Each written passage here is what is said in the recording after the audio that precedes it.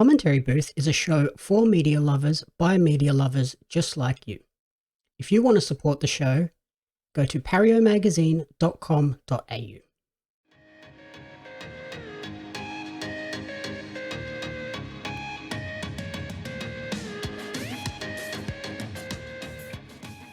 Welcome to the Commentary Booth, where we watch and, you guessed it, commentate on the week that was in movies and TV, and what a week it's been this week. I'm your host and play-by-play commentator Jamie Apps, and each week I'll be joined by a rotating cast of colour commentators to help you find your next viewing treat.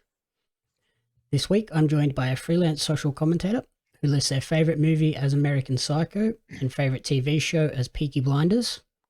Welcome to the show, the co-driver for this episode, Blake Robinson. Driver, wouldn't that be nice? Yeah, I thought that was a nice little spin on the two topics we have today. Yes, although wouldn't say this season has started the way it should have for Mercedes, but this is the real life season, not the Drive to Survive season. Yeah, if you're a Mercedes fan, the 2022 season's not going great so far. Things are not going to plan though. Before we get into our two Netflix reality shows for this week, did you see the big Oscar moment today? It was literally the first thing I saw when I opened Twitter when I woke up, and there was a lot to digest. Yeah, I went through a whole range of emotions. Like, is this real? Is this staged? And yeah, it's definitely it definitely seems legit. Yeah, they're real raw emotions by Will Smith. Yeah, so that was definitely something that's got people talking about the Oscars. That happened. Yeah, it makes Kanye look insignificant now, I guess. Yeah, true. Yeah, taking the microphone off someone seems pretty timid and calm compared to use violence. Violence seems to be the answer. Just slapping down Chris Rock and putting him in his place. Yeah, I wouldn't take Will Smith's pretty clean cut. Wouldn't take him to be snap like that, but you never know. Yeah, I suppose, yeah, when you talk about someone's wife and make a joke about an illness, it's like, yeah, that's too much. Different set of rules. But yeah, Oscars really trying to stay in the headlines. Mm-hmm. It's one of those things, one of those award shows you don't know it's on until something like this happens. You're like, oh, the Oscars are on today. Yep. Did you ever end up watching the movie that won Best Picture, Coda? No, but I didn't realize that won Best Picture. I knew King Richard. He got Best Actor for King Richard, which I still haven't seen. Yeah, so King Richard is awesome. King Richard is awesome. I'm not surprised Will Smith got Best Actor for that. Coda is the Apple TV movie about the girl that lives with her deaf parents and runs like a fishing boat. Right. It's very I know good. that the name is familiar, but I can't picture the trailer or anything. Yeah, it's very good. I got Best Picture. It must be good. If you've got Apple TV Plus, check that one out for sure. As I do. Well, I'm doing nothing today, so I'm definitely going to watch something soon. There you go. You can watch that one. I'm loving that. Watching Rain. Oh yeah, I'm loving that all the Best Picture nominees and stuff were put on a bunch of streaming services over the last couple of weeks, so people did have a chance to watch them ahead of the awards today, which was nice. Unusual, but very nice. I hope it's a trend that we get moving forward. Yeah, well, it's becoming king, though, isn't it? Yeah, because Disney had Nightmare Alley, Apple had Coda, Netflix added a bunch in the last couple of weeks as well and put them under a award nominees category. So, oh, really? I think you can go in there and watch nearly every movie that's nominated for Best Picture this year on some streaming service somewhere. But then again, I guess traditionally people will watch these award shows and see what wins. Then in the following weeks, they'll go to the movies and watch them.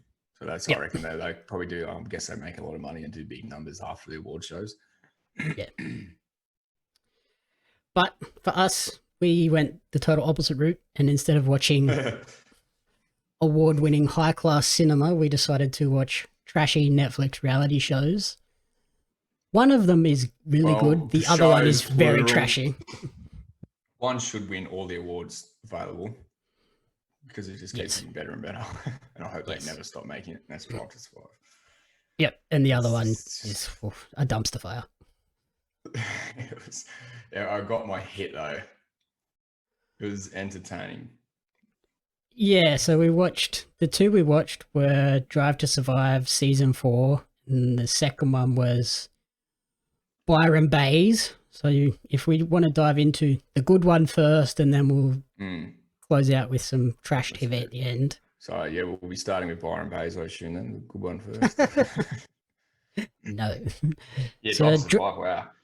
Drive to Survive, the 4th season of this is documentary the season series. Everyone was waiting for too, you could say, because it was drama-filled calendar, especially race calendar. Especially the way that the season ended last year with that final race and final lap, essentially. Even though I knew everything that happened, I watched the race live, I was still edging my seat and my heart was racing. Like I didn't know what was going to happen, or like I almost wanted the ending to be different. But they must have been rubbing their hands together on Netflix when that was happening, and they were getting all the footage like, oh, this is a beauty. 100%. Those cameramen were sitting there being like, we're on a gold mine this season. This is going to be nuts. One thing I only paid attention to it because I seen an article or something about it. I didn't read it, but Max Verstappen not being in the Netflix series at all. Do you know much about that? I did read somewhere. He didn't get interviewed. I don't think Lewis got interviewed either. But they do pay. I like how they do pay a lot of attention to like the younger drivers, the lesser known ones, the ones. I think Netflix has sort of realized that, hey, Lewis Hamilton is going to have a crazy amount of like commitments and probably not going to be available all that much to film Netflix sections. So don't even bother the narrative on him. People like that. Yeah. And he's going to be in the story anyway because he's going to be at the top of the rankings all the time. Exactly. So for the other parts to flesh out the story, we need to focus on people have seen enough of these bigger drivers on TV and online as it is, and they know everything there is to know. But everyone loves seeing Haas fight for a spot on the grid. Yeah, well, it's cool. I like the battler storylines. Yeah, this show like introduced me to Pierre Gasly, who's now like my favorite F1 driver. Purely out of like this show. Like otherwise, he'd have just been random dude in the middle of the grid. I think Gunther, the team principal for Haas, is the hero we never knew we deserved. He's a classic. He's got to be a show classic. I love him. He's so funny. But yeah, like this season, just following like the 2021 season and the rivalry that went through the entire season, essentially from race 1 where Verstappen basically crashed and landed on Lewis's head. That was a scary moment. And then all the way to down to the final like lap and last couple of corners. So 10 episodes as usual. Still heartbroken as ever after it. It didn't get easier. Yep. But one thing I did notice, I think the first 2 seasons were for F1 fans. And once, I think after season 2, they realized how popular this is to the neutral fan. People don't know. They have sort of made it user-friendly for new viewers and people who aren't familiar with the sport. Oh yeah, it's definitely nowhere near as hardcore as it was in those first 2. Now it's more like, let's capture the casual person that watches the F1 when it's in their town or their country. Yeah. And make this our introduction portal to get people to watch the F1. Like, I think they've got to do something different with it though from here on in. It's been 4 seasons pretty much of the same sort of thing, the same sort of storylines, same sort of way of filming and episode by episode, race by race sort of thing. I think they need to switch it up and do something a bit different. I did notice watching it. I did notice in this season that they didn't stick purely to the race calendar for the episodes. Like they did jump backwards and forwards. Races. Yeah, they did jump backwards and forwards throughout the calendar to sort of. That too. Okay, now we're going to tell this story and how it plays out over the course of half a dozen races throughout the season, rather than. Yeah, but then some races got featured 2 or 3 times in different episodes. Like they just kept jumping back and forward and getting other teams' perspectives on that same race. Yep. And yeah, I think they do need to do something different now. This season, now that sort of the COVID era is kind of leaving us and they're actually coming back to Australia and heading all around the world again, I think that'll make this next season much more interesting. Oh yeah, because you notice in this too, like half the, I wonder if that was a thing too, like that came into it, like they just couldn't film, they couldn't have the access in some countries due to the local restrictions. Because I noticed half the stands are empty and half are full, and like depends what country they're in. Like filming, like some races had crowds and others didn't. I wonder if that come into it. And then like a bunch of the races were just in Europe or the Middle East, so it felt a bit weird that they were like, oh, we're at Saudi Arabia and now we're at England and now we're back in Abu Dhabi. Well, like, it felt like we're in the same places over and over. I haven't seen or heard anything from Netflix to say there's a season 5, but you just have to assume there will be. Like I said, they've got no reason to stop. I'm pretty sure they are filming a season 5. I haven't seen anything. Yeah, I did look in the trivia though. Apparently in season 1, Mercedes and Ferrari were the only two teams that said, no, you have no access for Drive to Survive. And which is kind of ironic now because like this season and last season, those two are like the pillars of F1 and Drive to Survive seasons. Like without them, the show wouldn't be what it is. Yeah, like imagine if Mercedes still gave them no access, we wouldn't have what's his name? Oh yeah, well, Toto. Totally. I'm just thinking about when you said no access, but the drivers didn't do interviews, but they definitely did have team access. I think it just comes down to all the margins and the politics and the behind closed door sort of stuff. Like it's just too much money and too competitive at the top. And I think in that first season, they were worried about secrets getting out and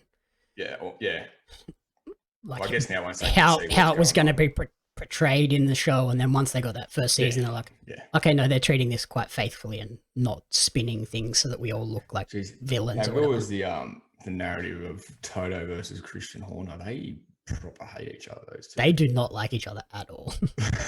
So, like do they even respect each other? Right? It's just so good. Like, I've heard this both mutually hate each other. Yeah, I think there is like a respect there in terms of there's gotta be. Yeah, the guy is good at his job, but they don't like the way each other goes about it, and it's obvious in the way they react.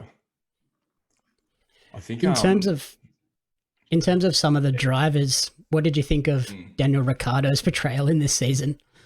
Yeah, it was perfect. I was a big fan of the couple of C-bombs he dropped in it. That sort of caught me off guard. Instantly became not very family friendly. Yeah. I don't know, what's the show rated? Like, I was not expecting that to be like non-bleeped out. Yeah, he's just like pure Aussie larrikin though. Like when he's sitting there and they're testing his microphone, he's just like testing 3, 4, nutsack 5, 6. Yeah, it's just like that made me laugh. Only an Aussie would do something stupid like that. I think was there really a Daniel Ricciardo or McLaren focus? There was a McLaren episode, but not so much Daniel Ricciardo. He sort of appeared in most other episodes, just cameos almost. I would have liked more Daniel Ricciardo access. Yeah, like he's got to be top 3 of the ones the viewers want to see. I guess because was it season 3 where he went over to Renault? Like that was sort of they gave him a big focus there, so they kind of couldn't back it up 2 seasons in a row. I suppose he didn't really have a whole lot of success with McLaren either. No, and he didn't have a lot of failure. It was sort of just middle of the pack sort of stuff. So probably a bit hard it was just that car wasn't great. But I think a Drive to Survive Daniel Ricciardo spin-off mini series is what we need. Just full Daniel Ricciardo access. Just 4 episodes. Like a feature-length spin-off. Yeah. Well, I'm sure I'm sure one day we will get like a Daniel Ricciardo movie or documentary, considering he's one of Australia's most successful F1 drivers. Well, we've had Senna, we've had Schumacher. I know there's probably a Mark Webber one before there's a Daniel Ricciardo one. I know there's a lot of drama with Mark Webber's career later on from when he was driving with Red Bull. Yeah, I was going to say, what do you think of Nikita Mazepin's deception in it? Isn't he just a straight up galah? It comes off as so entitled, and it's just like, you wouldn't have this job if your dad didn't own this team. It's just a recurring thing with drivers that have their dad as the major sponsor, isn't it?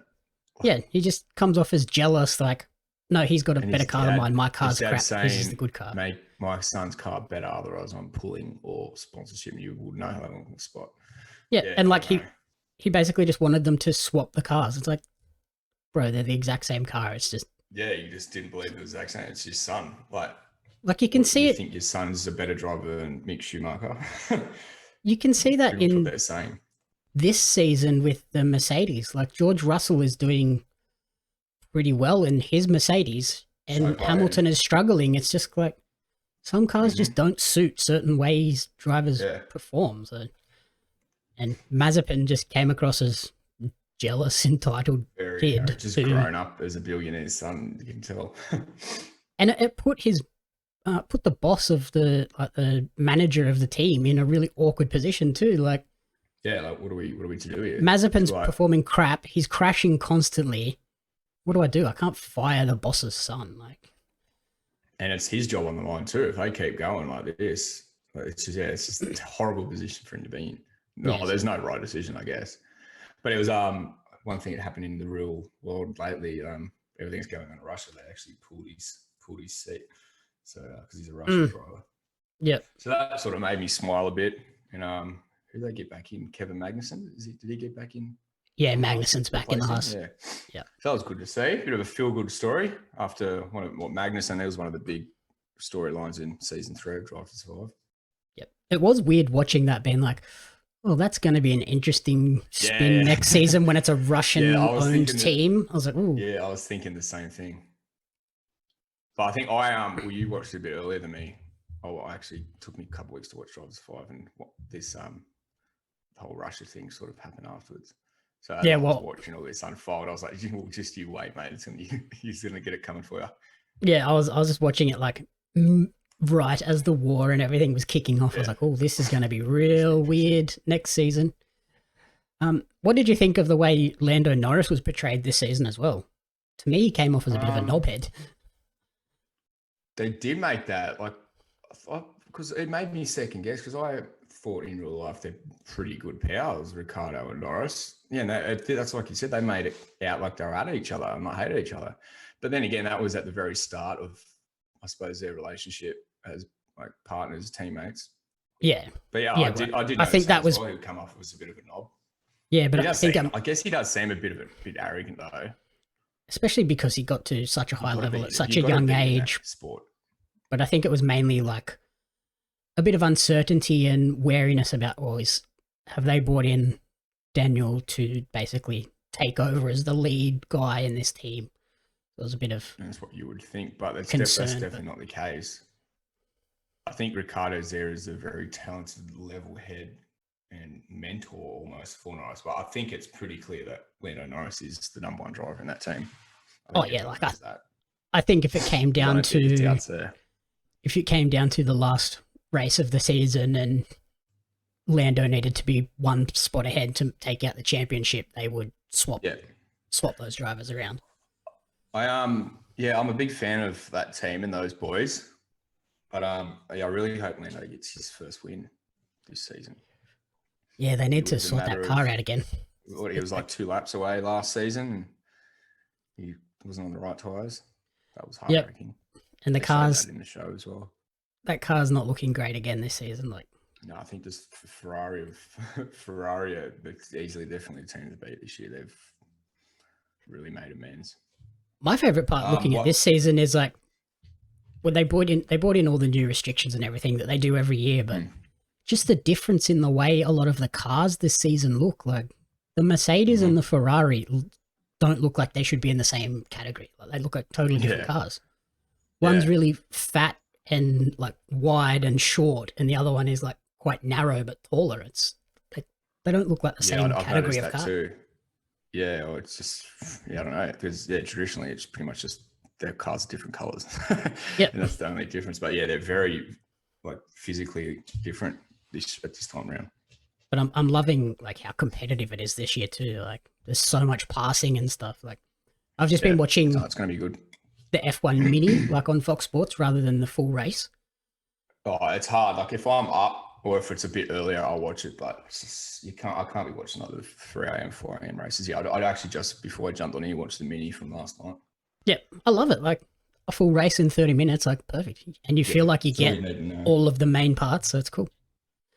Yeah. And then Lewis Hamilton, how do you think they portray him? Like, I think it's funny that every time we see him, he's reached that point where he doesn't wear the team kit when he's walking into a race meeting or anything. I was actually having this conversation wears whatever the other day with someone.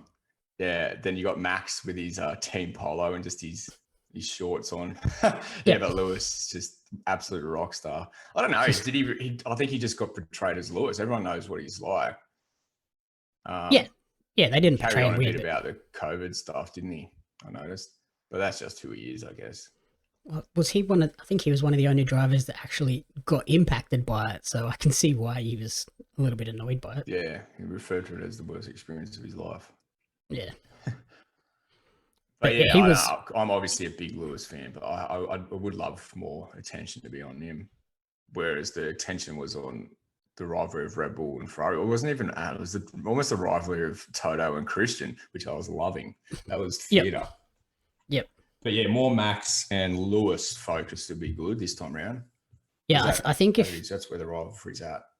I think if they had access to Lewis and Max a lot more, then I think the storyline would have been the rivalry between them. But I guess if they can't get them to sit down for a few hours to do interviews and stuff, it's a bit hard. I suppose everyone else, there's all other storylines of driver rivalries, and I think that the big race is the constructors, and it was tat for tat really between Red Bull and Mercedes, and that's how they played it out in the show, which I was happy with that. Looked good. Mm-hmm. But like I said, if it's the 5th time around, I reckon they need to do something completely different. Yeah. Somehow, instead of just doing the same storylines. And I mentioned that crash at the start where Verstappen landed on Lewis's head. He was so lucky not to get badly injured. Watching that again, it was 100% the halo that saved his life, you could say. Mm-hmm. Yeah, otherwise you'd have had a whole car just on the top of his head. Yeah, then they had I think they had Toto walking through the workshop, and they briefly showed the damage to Lewis's car. Then I think they mentioned something about his helmet. Had tire marks on his helmet or something. It's crazy. So lucky. But yeah, it was a pretty slow motion crash too. Yep. And then Toto, the final interview, I felt like that was him going into I'm going full villain mode now. Like next season, I'm doing whatever. He just looked like a villain, didn't he? It was good. Yeah, he looked like a straight up Bond villain. It was awesome. Yeah, I like that. I guess that was almost the teaser or the here's the season 5 incoming. This is what it's going to be. Gloves are off. And then in terms of this season so far, what have you sort of been thinking about those first couple of races? Well, it's hard to say. They've both been in the Middle East, and they've both sort of been on, you could say, controlled circuits. But yeah, Ferrari are definitely the team to beat right now. Yeah, Max I don't know. They've been freakishly faster in the both races so far. Like, it's huge difference to last year. Yep, and Max DNFing in the first race is a big loss. Yeah, that was straight up. But then Lewis only got 1 point last night, so that levels out a bit. But I just had a look at the standings earlier, and I think Lewis is sitting in 5th. I think it was that Charles Leclerc is sitting on top. I guess it adds another team now to it. Whereas Ferrari weren't even fighting for 3rd really last year. It was McLaren. Yep. Yeah, it's going to be essentially maybe a 4-horse race. If that, man. 3, but who's going to be the 3rd? Is it going to be Mercedes and McLaren? I think definitely 4 big dogs up there, but the top 6 is anyone's guess either race now, where you just knew what the top 2 were going to be. And the top 3, I guess you had Bottas there. But now the top 6, 1 to 6, can be in any order between the Ferrari, Mercedes, and the Red Bull. Yep, and we're seeing a lot more passing too, because they can sit in right in behind each other. The DRS seems to be a massive boost when you get the chance to use it. Yeah, I think one of the McLarens had a really good. Oh, was it? I can't remember. One of the Racing Point cars, maybe. I was watching. Yeah, it was good. But exciting. I'm going down to Melbourne. I am in Oh, that'd 2 be fun. weeks now. Yeah, I'm just heading down for the Sunday. Nice. So I'm very excited for that. I'll keep a little keen eye out for some Netflix cameras. Get my mug on the show. Wouldn't that be something? Yep. The Gasly fire in the first race of this season was a bit concerning as well. That would have been a bit scary. Yeah, was that that was in this year of racing, wasn't it? Wasn't in the show? Yeah, the first race of this season where he stopped and then as he was climbing out, the car just caught on fire. I was like, oh, geez. Yeah, I wasn't sure a sec if that was in the show or real life. But yeah, that was last week. Pretty scary. And I found a little interesting fact too. Now that Ferrari's competitive again, every time they've taken pole and then won the opening Grand Prix of a season, they've gone on to win the World Championship. So since you love a sneaky bet, that could be the go. Yeah, I could never bet against Mercedes in that manner. I would be dirty with myself. I wouldn't be able to spend the money. Just give it away. But yeah, that's an interesting fact. Though. It's not a bad shout. I'll be surprised if Ferrari aren't there to win. Yeah, they seem like the car to beat at the moment. So far, what I'm seeing with Mercedes, even Lewis said that before the first race, he'd be surprised if we're sort of up there. It doesn't look like a comfortable car to drive at all. No, which is a huge point to make by him. So we'll see. It's going to be exciting. Especially on that, like those controlled circuits in the Middle East where there are bumps in those roads, but that Melbourne race, that's a street circuit. That's going to be bumpy as all hell. They haven't raced on it in a couple of years as well. But yeah, I suppose, we'll see who maybe the better drivers will shine. And it won't be a matter of what the car can do. It's how well the drivers can handle themselves around it. So maybe Lewis could bit of redemption this week, or next week, whenever it is. And the Mercedes do seem to be pretty good at sort of adjusting the car and making it better over the course of a season. So hopefully by the end of the year, we're getting 6, 7, 8 cars that all have a legitimate chance of winning a race, which will be good to see. It'd be good to see a few, like I said, Lando win a race, Ricardo. I think Perez is already up there, so it'd be good. Yep. Alrighty, that's all of Drive to Survive. And now a quick word from our sponsors. First up is Decorate and Dance. For them, life is a party. With the world reopening and parties now becoming much more viable, if you're hosting a party, then all of the ingredients you need for a good time start with the 3 Ds. Design, decorate, and dance. You can't have a party without a theme, design, balloons, florals, and decorations, and some good tunes, dancing. The team over at Decorate and Dance can provide it all. Specializing in kids' parties, adult parties, hens nights, baby showers, corporate events, and weddings, Decorate and Dance are your one-stop shop. Book a designer, decorations, and a DJ for your party to be remembered at www.decorateanddance.com.au. Next up is LF9 Designs. Are you in need of a new logo, event posters, Twitch overlays or emotes, or perhaps even merchandise designs? Look no further than LF9 Design for all of your graphic design needs. The team at LF9 Design can create anything that you need to suit all styles. Check them out on Instagram at LF9 Design. Maison de Femmes create romantic, handmade, gold-filled jewelry for lovers and dreamers. Each piece is handmade and personally shipped by Jess Kumanovsky of Australia. If you are looking for an amazing and unique piece for a loved one, then look no further than Maison de Femmes. Maison de Femmes can be found online at maisondefemmes.com. That's MAISONDEFEMMES.com. And finally, Tegan Tag Photography. If you're ready for something a little different, ready to stray from the path of a traditional photo session, then get in touch with Tegan Tag Photography. Tegan specializes in water photography, family photo sessions, maternity shoots, and any type of photography incorporating Mother Nature. Bookings with Tegan can be made online at tegantag.com.au. That's That's www.teegantagg.com.au. You made me watch some horrible, horrible trash TV. This is right up my alley. I know.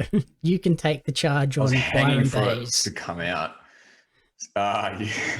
I don't know. I just because I recently come back from Byron. I was like, oh yeah, just hook it into me. I just need my Byron hit and this come out at the right time. It was it was horrendous. Let's just say that. Oh, yeah, it's so fake. Yeah. So it's pretty much a cross between like the Hills and maybe Jersey Shore, where they just get a random, probably the Hills really. They just get like a random group of people together. All right, you guys are friends. You just have to hang out, socialize. We're going to follow the cameras around. I guess half of it would be script, half of it is real life, but it's not like not everyone lives together in a house like Love Island or anything. They just follow these people's day-to-day lives, set up, I guess, fake social events and like, oh, you all have to come to this, then here's the cameras. Yeah, the fact that they had like relationships with each other. The fact they had these like big weekly social parties and gatherings and stuff. I was fake. Like, this is so fake. Like one of the fashion shows they put on, and it was meant to be like a big thing, but all the people, there was like 30 people there, and more than half of it just the original just cast the cast. Of the show. Yeah. So all these events are staged just for the show, which is a bit cringe in its own sense. Who did you think was early on? Who did you think was like the realest sort of non-fake character? Like this person's actually all right. Elias probably came off as the most like genuine person in the show. And they sort of painted him to be a bit of a villain at the end. Yeah. I guess think Alex, that talent manager, he seemed to have his head screwed on a bit. By the end of it, yeah, he seemed a lot more real. But at the start, I was like, oh God, this guy is so fake. Yeah. And just like here to promote his business. Wow. That guy's only 28, yeah. He used to be, I did a bit of reading, he used to be an assistant of Kyle Sandilands back when he was working on radio. Oh, God.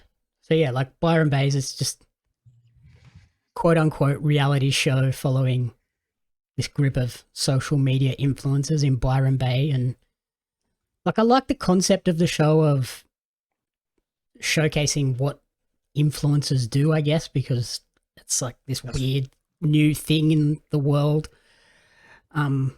And it does a good job of showcasing the beauty of Byron Bay, but it doesn't portray the people of Byron Bay in a good way at all. It barely even like shows that it's in Byron Bay. Like they barely go out in public in Byron. There's like no scenes filmed like around town. It's all up in fancy estates and like people's properties. But they did get a lot of backlash when they first announced the show. And I know a lot of local businesses all like rallied together and sort of refused to let them film. Yeah. Yeah.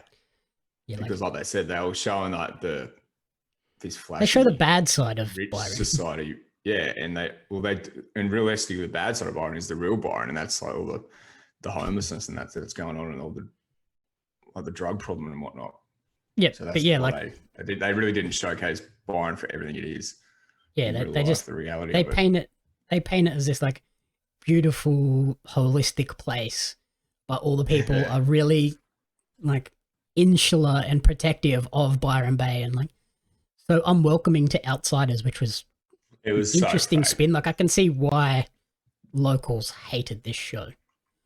Oh, I can imagine. Like, it doesn't work as a tourism promotional tool at all. It doesn't make me want to go there. There's a lot of backlash. If anything, it makes you not want to go there.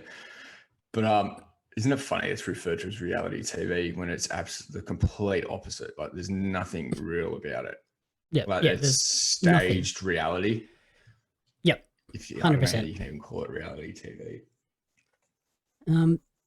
I think just like going through the cast, we'll run through the cast and get little opinions on those.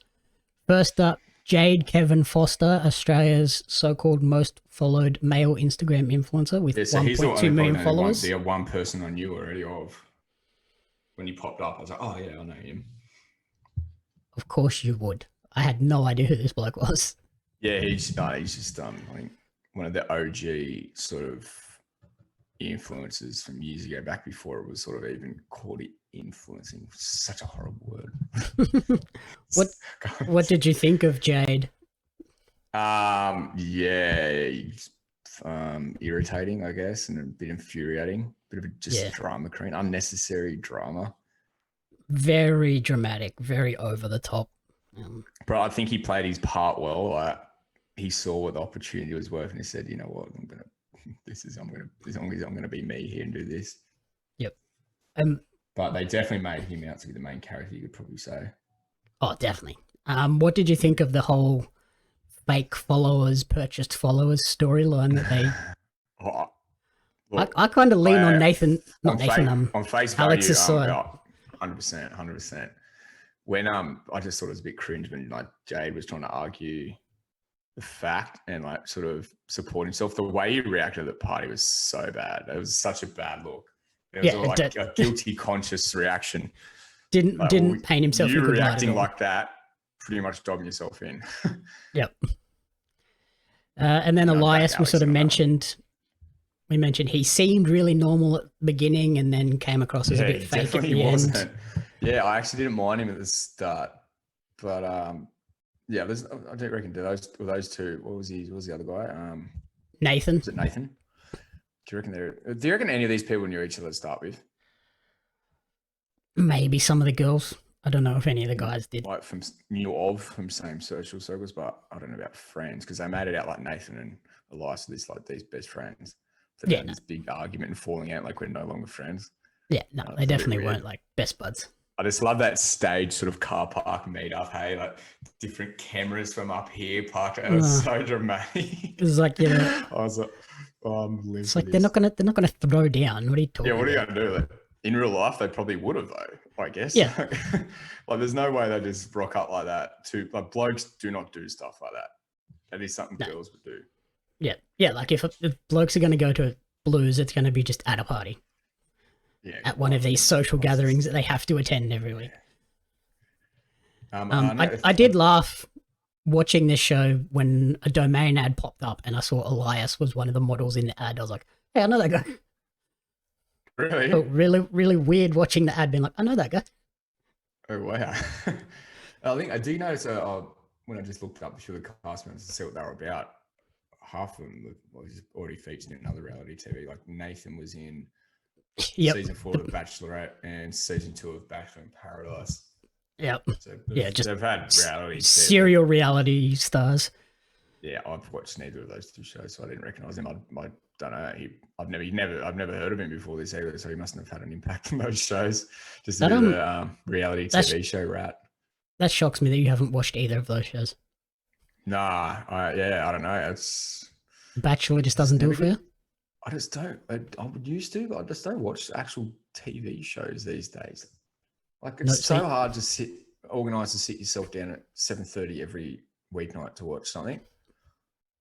Yeah, I suppose they're on the streaming services now as well. Though it's just such a true. But it's such a like a dying thing. Like back in the day when you were a kid, like yes, you used to get home from school, have dinner, do what you need to do, get ready, and be on the lounge for 7:30 to watch Back to the Rafters.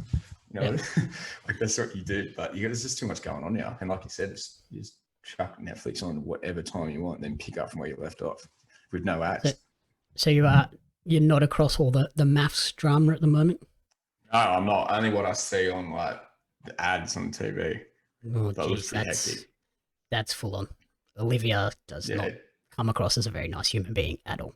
Are you watching it? Are you? Yeah, I don't know. That's another. That's just the narrative that producers manipulate, I guess. Another little character inclusion I want to mention. Dave and Saskia, that couple. I thought that was a weird one. They were sort of fringe cast members, but always there, but they didn't really focus on their story much. Like they always were just at the parties, but they sort of interviewed them here and there, but they weren't really cast members. I don't know if it was a weird one, eh? Yeah, and like they don't really fit into the influencer model. Like they're both just business people. Yeah, it was weird. I didn't really understand. I kind of feel like maybe they were like producers and funded the show partly, and then part of the deal was just get us in there. We're going to be cast members. So they're like almost self-made entrepreneurs, them too. Yeah, like it was definitely helpful for Dave's like promoting his Yeah, boutique boutique. airline that flies to Byron Isn't that Bay. funny? A Seems boutique illness. so ridiculous. Yeah, I think I've actually that Saskia girl is ringing a bell to me. Seems familiar. Same. I don't know why. Where you're from. Yeah, I don't know where you're from. Yeah, What interesting adaptation. What did you think of Sarah St. James, the musician from the Gold Coast that kind of copped so much crap? Horrendous, I thought. I don't know.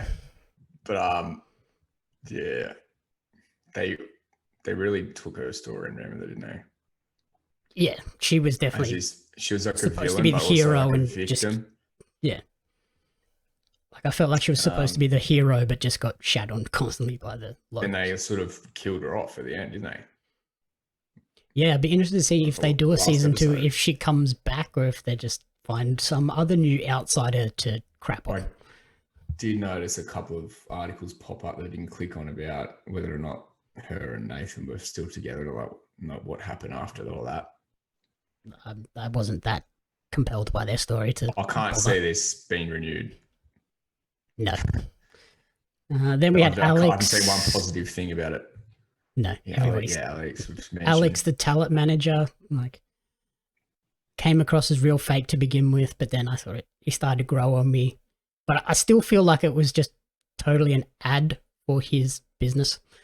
The one thing that kept making me laugh is when they were having, like Alex and Jade were sort of having serious conversations and kept just referring to themselves like as talent. They call it talent, like, and Jade always mentioned that. I was like, bro, what is your talent? Yeah, tell me your talent. Talent manager. Stop it. And then we had Jessica and Lauren, the sisters. Really kind of nothing. Yeah, like characters, another thing, just really. a rich getting richer free advertisement, essentially. Their clothing label, you thought. Yeah. Like one thing, like they didn't really do much.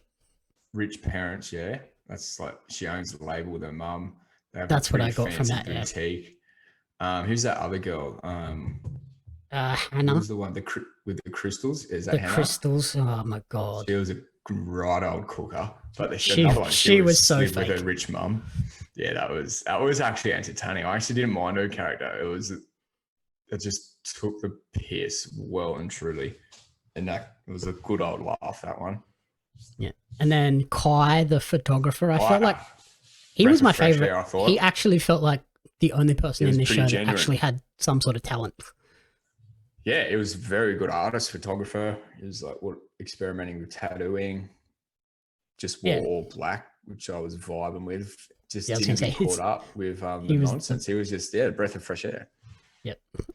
Elle, oh my god, she's evil. Oh, what a piece of work. She was 100% in love with Nathan, but just wouldn't admit it. Yeah. I was thinking too this whole time, what was her boyfriend going to think when he watches this? Like, he's just finding out all this stuff. But then again, like, is it real or not? Like, it was a pretty cool storyline, but how real is it? Well, I think it was episode 2 where they were focusing on Nathan and Elle at their apartment and like acting like they were a couple, and then her boyfriend walks out and just like sits at the bench for breakfast. I'm like, they sort of got them two flirting a bit. I don't think any of these relationships are real, friendships or relationships. It's just all a cast of paid actors, I'm convinced. There's nothing real about this show except Kai. I'll give him the benefit of the doubt. I like him. And then the last one was Simba Ali. What did you think of him? The spiritual healer. It was pretty cool too, I guess. I think all his spiritual healing stuff sort of made him a bit fake, but other than that, he seemed pretty normal. Yeah. Seemed an alright bloke. And from what he come from, did you know much about his backstory? He used to be in finance. Yeah, I didn't know about it until they sort of explained it towards the end. Of him. I was like, ooh. Yeah, he seemed pretty cool. Didn't mind him. Yeah, it was just, the whole spiritual healing thing was a bit weird. Yeah, I forgot about Elle. Yeah, she was nasty. Yeah. Just like very some of the notes. Just jealousy. Some of the notes I took whilst watching this, just, I feel like these like convey my whole range of emotions watching this show. It was like, first up, I'm not even 10 minutes in. I hate these people.